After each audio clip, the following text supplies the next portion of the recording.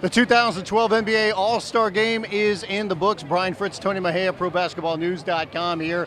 The West coming out victorious, 152-149, in a game that was a blowout most of the way, but the East made it very interesting at the end, and that got a lot of people into it and actually wondering who is going to be the All-Star that really steps up at the end of the game. Yeah, and they got a shot for Darren Williams, which was what you would have envisioned. That he was 4 of 6 entering that final possession, and LeBron was 6 for 8. Clearly, there was not a lot of defense played in this game, but guys did step up. They proved why they were all-stars. 301 total points. Yeah, and it really was crazy scoring-wise. They got up to a lot of points early on. Kevin Durant, the MVP, 36 points in this one. LeBron James, he gets 36 points. Dwayne Wade with a triple-double. And meanwhile, Kobe Bryant passes Michael Jordan for the most points all-time in the All-Star game. So while it was a game that seemed kind of boring, we'll say, for the first half and part of the third quarter, did get interesting at least at the end. And like we said, the Western Conference wins. And now we get set for the second half of the NBA season and see exactly now with the trade deadline quickly approaching. First we come to March 1st, where after that, that's where trades will take place because everybody's eligible to be moved at that point. And things could get very interesting, especially right here in the city of Orlando, the host city, for the All-Star game with, of course, Dwight Howard. And will he get moved before the trade deadline, or will the Orlando Magic actually hold on to him for the rest of the regular season? Yeah, at this point, you're looking at Darren Williams and Dwight Howard as the guys that are going to be the big names, but you never know. Raymond Felton, Josh Smith, there's so many guys that in a lockout-shortened season can get moved for the sake of letting your franchise restructure in what a lot of these teams now consider a lost year, and it's strange to think about because the last lockout-shortened season, you had the 8-seeded New York Knicks make the NBA Finals.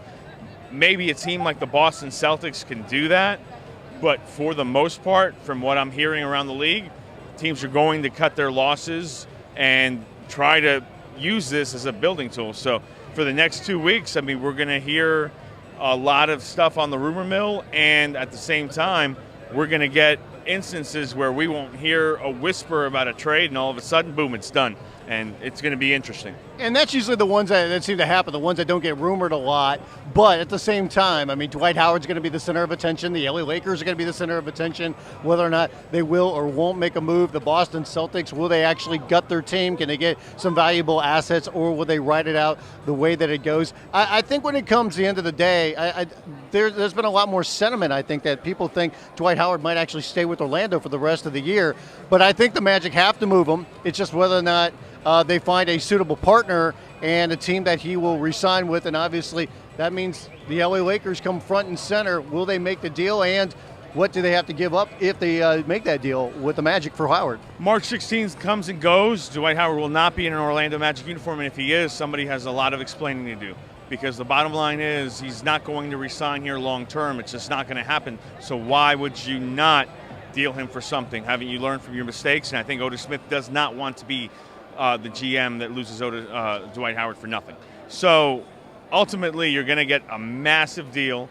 We'll see whether Darren Williams is happy in Jersey. We'll see who believes that they can win in a lockout-shortened season an NBA title. And, you can cut the list to 3 with Oklahoma City, Miami, or Chicago, or you can cut the list to 16, which is basically all the teams that are going to make the postseason. There are some Western Conference teams that feel like they're in good shape that probably won't be, and that's what's going to make the next 2 weeks very interesting because you're going to see where decision makers believe that their teams actually are, and everything else is a guess. And I think that's the one thing when you look at the true contenders right now, the best teams. You talk about the Thunder, you talk about the Heat, you talk about the Bulls. I don't think those teams are going to be very active before the trade deadline. The only team that I could see probably making a deal possibly would be the Thunder out of that group. Meanwhile, for other teams that possibly do make moves, you have to think it's not just for this year. Obviously, anything can happen kind of in this weird lockout-shortened season, but those moves are going to be made long-term, and they're more for, I think, next year than they would be for this year. The precedent's already been set. By not re-signing Tyson Chandler, Mark Cuban put it out there for everybody to know. And not that he's the smartest owner around, but certainly he's the reigning NBA champion owner. the salary cap and the new CBA mandates that you be very responsible with your money going forward. You saw that come to fruition with Tyson Chandler and Caron Butler now playing for different teams, and Mark Cuban pocketing that cap space. Whether he ends up with Dwight Howard or Darren Williams remains to be seen, but the bottom line is, new CBA can't make mistakes. You got 6 years now on this. You cannot make a mistake with bad contracts, and we're going to see who fouls up, because somebody will. Yeah, we'll see, and it will be a very interesting couple of weeks as we quickly approach the NBA trading deadline, and we'll have it all covered right here on the website. For Tony Mejia, I'm Brian Fritz for ProBasketballNews.com.